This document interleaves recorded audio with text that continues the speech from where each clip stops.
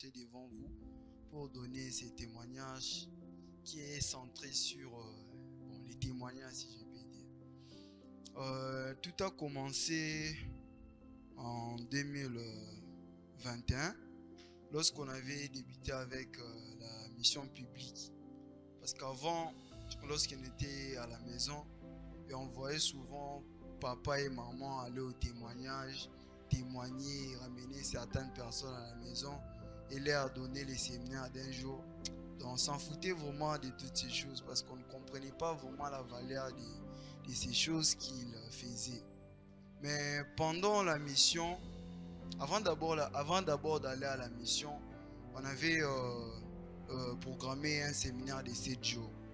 Et c'est à ces séminaires, lorsque je suis parti, et en participant, lorsque je suis rentré à la maison, j'avais versé vraiment des larmes de repentance vis-à-vis de mes parents ainsi que de toute la famille qui était présente. Donc c'était lors de l'une de Koué, donc on m'avait accordé la parole. Parce que lorsqu'on part dans les séminaires, lorsqu'on rentrait, on donnait des rapports, qu'est-ce qu'on a compris, qu'est-ce qui s'est passé là-bas, des expériences.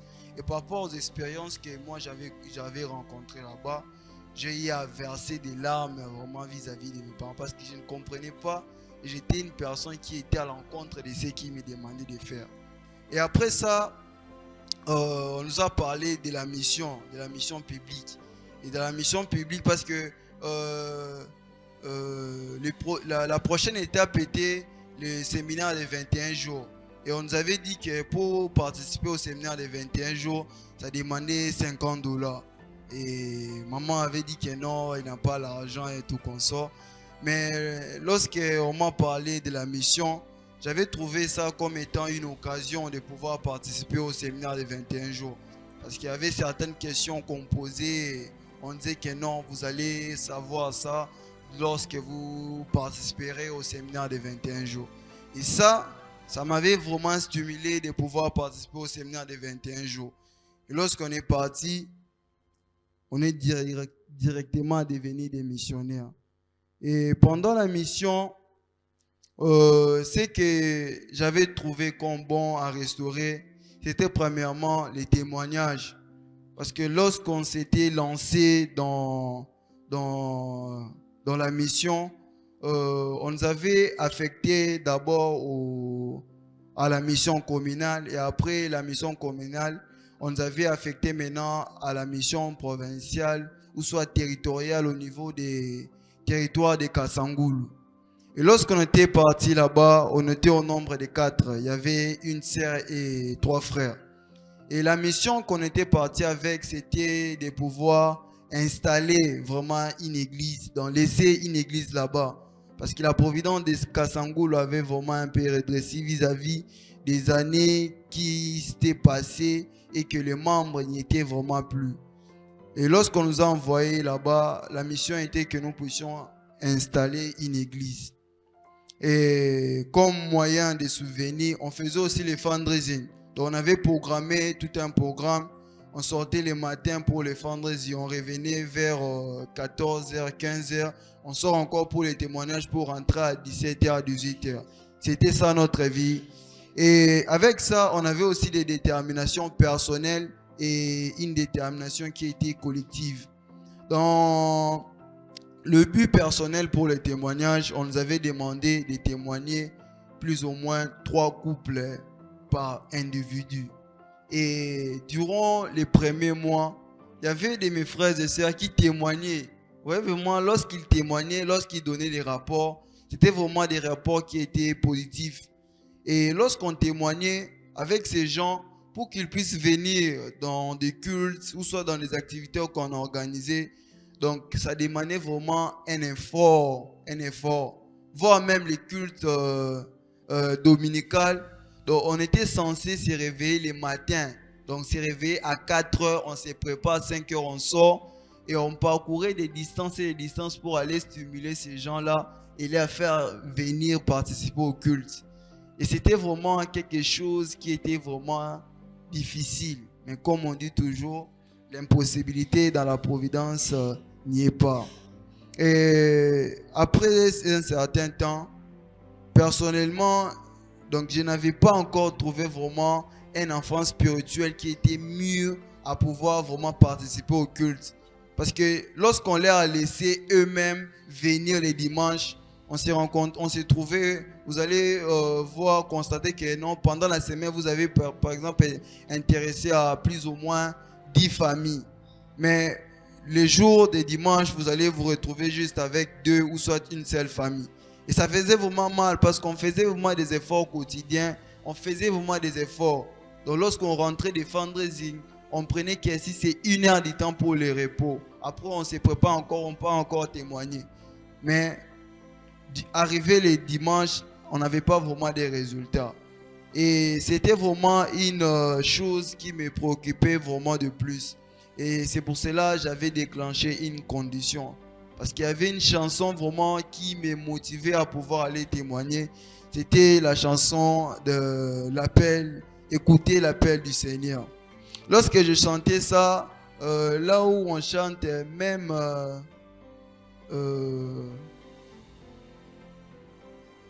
oui, même on citait comme les Sodomes.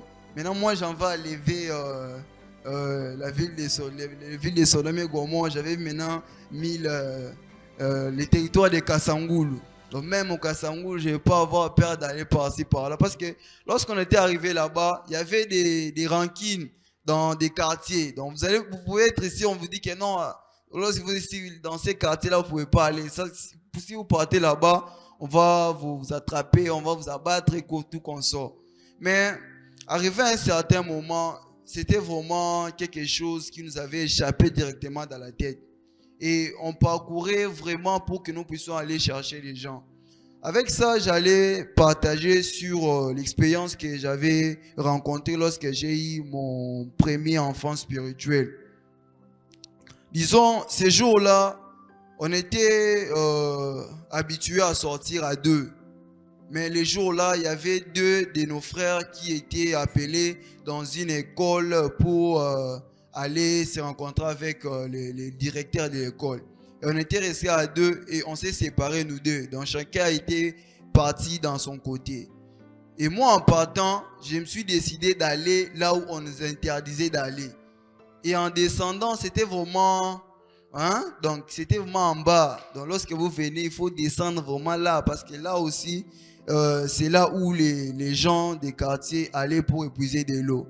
Et lorsque je suis descendu, j'ai vu les personnes qui étaient là-bas. Je les ai salués. J'ai traversé une petite rivière qui était là-bas.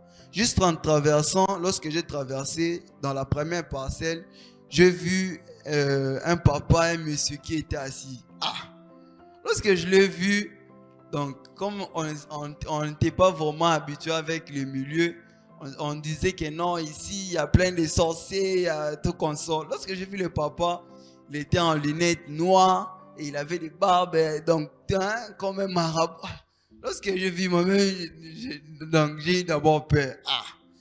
Mais au moins, à chaque fois que je chantais la chanson écoutant l'appel du Seigneur, bon, j'ai dit que non, même dans des obstacles, je vais quand même avancer pour aller affronter les obstacles. Et en avançant, je suis parti intéresser le papa.